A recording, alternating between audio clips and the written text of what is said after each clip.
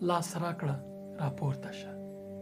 له تیروتنو ویره او ورسره حساسیت تا ناکاموي او له حرکته دې غورځوي. له تیروتنو ډار استعداد وژني. هغوی چې همیشه د دې له ډاره یو کار نه کوي چې که تیروتنه رانه وشي خلک به څه وایي، خلک به انتقادونه کوي، د خلکو تاویلو ماویلو خبرو پسې ګرځي، خلک به راپسې خبرې کوي، خپل خپلوان به څه وایي. داسې خلک پوهېږي څه مشکل لري. دوی هغه ذرهبینداره عینکې نه دي چې یو شی رانږدې کوي، ډېرې نږدې کوي. حقیقت کې یو شی همغه شی دی، کوچنی دی، خو د عینکې یې رانږدې کوي. دوی دغسې عینکې په سترګو کوي چې شاوخوا ورته کوچني شیان لوی ښکاري.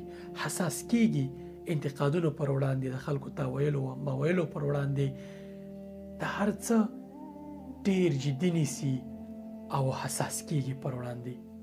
ډېر کارونه په دې خاطر نه کوي چې ولا زما خپلوان به څه وایي، خلک به ما پسې سختې خبرې وکړي، انتقادونه به وکړي.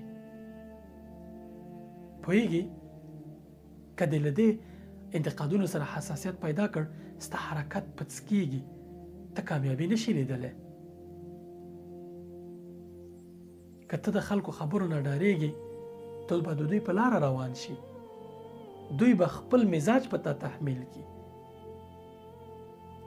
هغه کارونه به کوي چې وجدان دی نه مني، ته ورسره ناراحت دی، خو د خلکو خوشحالولو په خاطر به ته هغه کارونه کوي چې تا ته هېڅ ګټه نه کوي. د الله پاک رضا به دې پرېښي او د خلکو رضا پسې به ګرځي. خلکو خوشحالولو په خاطر به خپل ژوند تېری، په آخر کې به پښیمانې. د خلکو رضا به ستا هدف وي چې دا هېڅ ګټه نه کوي. الله خوشحاله کړه، خلک خوشحاله کېږي. دوی به تا پروګرام کې په خپلو کوډونو باندې، ته به د خلکو په خاطر فوق‌العاده کارونو هڅه کوي. خو دا ناممکنه ده، ځکه کار پیل کې همیشه فوق‌العاده نه وي.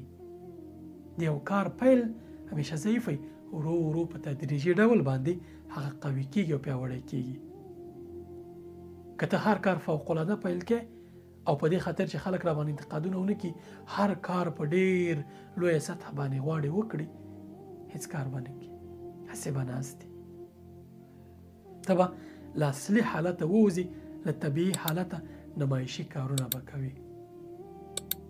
ته به کمال غواړې، خو ته په دې نه پوهېږې چې کمال یوازې د الله پاک صفت دی. انسان خو ضعیف دی او له تېروتنو ډک. نو بیا ته ولې د کمال په تمه کارونه پرېږدې او په دې خاطر چې خلک در باندې انتقادونه ونه کړي حساس شوی ډېر کارونه درنه پاتې دي. زه پوهېږم ډېر کارونه درته په تمه دي، خو همدې ته نیولی یې، همدې د مخه ډب کړې چې والا دا کار باید یا په فوق‌العاده ډول وکړم یا یې ونه کړم. ځکه چې خلکو له خبرو ډارېږي. له تېروتنو زده کړه کوه، کار کوه. که تېروتنې په قصدي ډول مه کوه، که درنه کېدې زده کړه ترې کوه. پرې برلاسی کېږه، بیا پیل کوه، درېږه مه. خو بېرته که غورځېدې، د ژوند لاره د غورځېده پکې شته، ژیږې ژورې پکې شته، خو بېرته باید راپورته شي. که بیا وغورځېدې بیا راپورته شي، بیا حرکت وکړي، ځکه چې ژوند سیالي ده، ته ته درېږي نه، ته باید روانې. وغورځېدې بیا پورته شه، وغورځېدې بیا پورته شه، تر هغې چې د الله پاک په مرسته خپل هدف ته ورسېږي. قصداً تېروتنه مه کوه، که بیا هم درنه کېده مسؤلیت یې منه، درس ته زده کوه او آیندې لپاره ورته متفاوته کړنلار ټاکه. ګوره چې هغه تجربه دې وکړه ناکامه وه، بله لار ورته وګوره، خو درېږه مه. که له تا څوک د کمال تمه لري، دا د هغوی ستونزه ده، ستا نه ده. ځکه چې تا ته د انسان په سترګه نه ګوري، د یو ملایکې په سترګه تا ته ګوري، یا د کمال صفت تا ته درکوي چې ته انسان یې. الله پاک نه دي فرمایلی چې وخلق الانسان ضعیفا. الله پاک ته څومره چانسونه درکوي، له تېروتنو دې تېرېږي، ځکه چې پوهېږي ته انسان یې. هغوی چې تا د یوې تېروتنې په خاطر نه بخي، دوی ته وګوره سلګونه تېروتنې کوي او له تا یې تمه دا وي چې ته یې وبخي، خو دوی ته نه بخي. هغوی ولې تېروتنه کوي؟ انسانان دي. ځکه همدې لپاره رسول الله صلی الله علیه وسلم څومره ښه فرمایلی دي.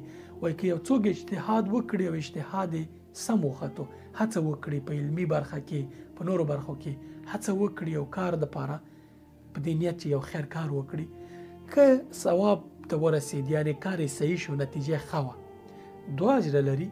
که تېروتنه ترې وشه نتیجه پیدا نه کړله، 1 اجر لري.